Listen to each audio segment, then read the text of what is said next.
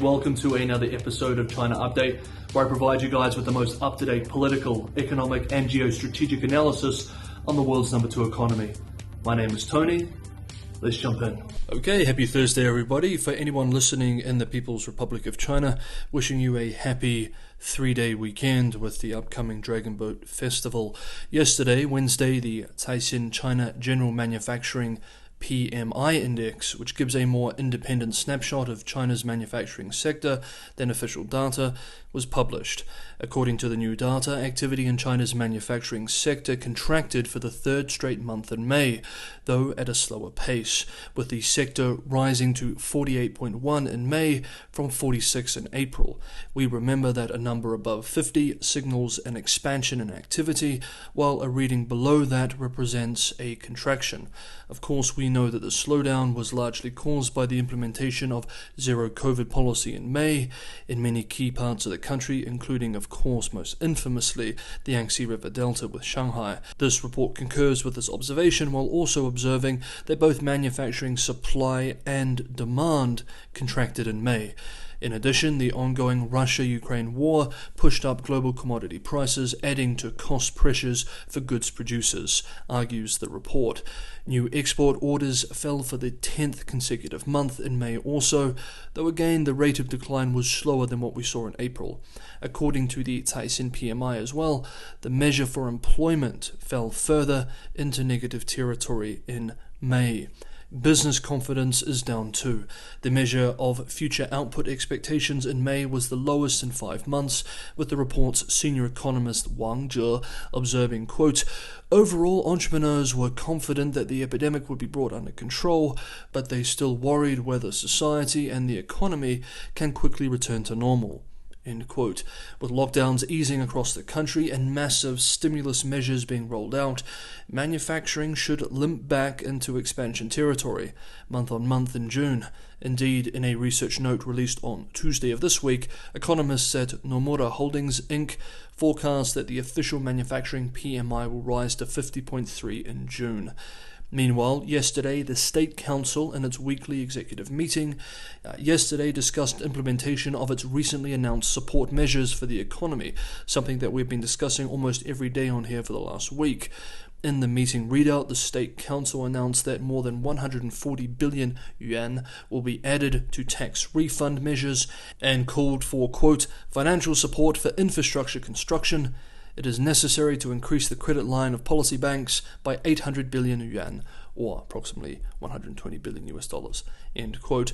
This is on top of the trillions of RMB of investments already being cleared for 2022, showing once again that the government will be relying heavily on infrastructure building to try and stabilize its crisis-hit economy.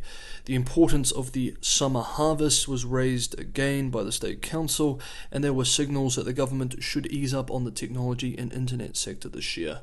Now, we just talked about poor business confidence. Well, we also need to talk about consumer confidence as well, which is increasingly looking much worse.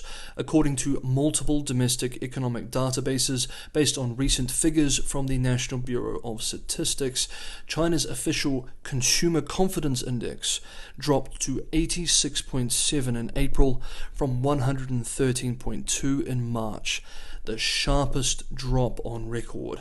Again, like the manufacturing PMI, a number above 100 means optimism, while a number below 100 represents pessimism. 86.7 is an incredible number. This is the weakest level since the data was first made available in 1991.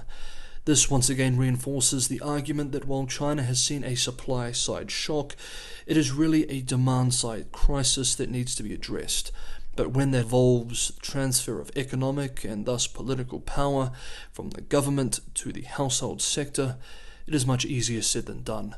Now, let's finish this part one on the economy with a quote from a research note published this week by Logan Wright of Rhodium Group called "Rethinking China's Economic Future." As always, guys, if you're enjoying the content, don't forget to hit the like button. It's a huge help.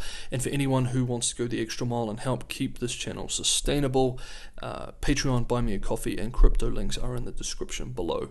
Okay, let's move into the quote, everyone. Quote, China's economy is clearly contracting sharply under the weight of zero COVID policies. Even though Q1 GDP growth beat expectations and April data showed only a modest decline in industrial output, consensus expectations have not fully factored in the degree to which China's economy is weakening this year, or the probability that slower growth will extend into future years. As the gap between this economic reality and rosier expectations closes in the months ahead, we will likely see significant downgrades to consensus views on global inflation, commodity demand, future carbon emissions, and both direct and portfolio investments in China. End quote. Then Mr. Wright's observations turn critical. Quote, the code of silence among most sell-side industries and global policymakers regarding the quality of China's GDP data has consistently created false assumptions about China's growth and the potential for policy mistakes in response to mistaken economic signals. The cost of refusing to engage with economic reality are rising because even onshore market analysts are reluctant to publish any bad news or negative forecasts. The key point is that consensus expectations, as we are now seeing them, 0.2% quarter-on-quarter growth in Q2, 4.7% full-year growth according to Bloomberg's survey, are still wildly unrealistic, a fact that is acknowledged but unstated publicly by most forecasters. End quote. Link to the full research note is in the description below. Moving on, recently General Secretary Xi Jinping presided over the so-called 39th Group Study Session of the Politburo Central Committee to further a national research project on tracing the origins of Chinese civilization. This is yet another important step forward in the ideological rollout of Xi Jinping thought. Based on statements made by the General Secretary over the last 12 months, the notion of the revival of Chinese civilization, this idea, is being elevated to the same level as the stated national goal of the so-called rejuvenation of the Chinese race or Chinese nation. Let's examine the language employed by the Politburo in describing Chinese civilization here, as it gives us a window into understanding how Beijing views itself and its place in the world, a zeitgeist which informs everything from economic reform to foreign policy. Now quoting the official readout, Chinese civilization is extensive and profound, and has a long history stretching back to antiquity. It is the cultural identity of the Chinese nation, the foundation of contemporary Chinese culture, and the cultural bond holding all Chinese around the globe together. State-run Xinhua writes that, quote, Xi noted that over the past more than 5,000 years, the Chinese people have created a splendid civilization and made significant contributions to the progress of human civilization. We should carry out research on the essential characteristics and the development pattern of Chinese civilization, which features benevolence, emphasis on people's lives, respect for justice and integrity, righteousness, and universal harmony. End quote. And then, with frankly deep irony, considering that this study of Chinese civilization is in part in response to Western thought and institutions, the article explains, quote, we have integrated the basic tenets of Marxism with China's actual conditions and with China's fine traditional culture, constantly adapting Marxism to the Chinese context. We should adhere to Marxism as the fundamental guiding ideology, carry forward our revolutionary culture, develop advanced socialist culture, and extract vitality from China's fine traditional culture. End quote. The piece concludes with, quote, we need to do whatever we can to exhibit the long history of the cultural heritage of Chinese civilization and encourage the world to better understand China, the Chinese people, the CPC, and the Chinese nation, she said. End quote. And last up, Shanghai. Yesterday we discussed Shanghai taking its first substantial steps to opening up. Millions of Shanghai residents, though not all, could leave their homes and return to work. Transportation and stores have opened, and the airports have increased operations. Factories have started back up as well. Citizens are required to prove that they have taken a COVID-19 test within the last 72 hours in order to enter areas like malls, offices, subways, and buses. But the damage done by the 2-month lockdown has been immense, and the harm has been far more than just economic. As the city limps back to life, it has a long road to recovery and normalcy ahead of it. Then, in what has caused much anger on social media, the following instructions issued to the media by government authorities were leaked and distributed online yesterday. Link to this is in the description below. Quote, "Do not use the phrase ending the lockdown. Unlike Wuhan, Shanghai never declared a lockdown, so there is no ending the lockdown. All parts of Shanghai underwent static management style suppression and suspensions, but the city's core functions kept operating through this period.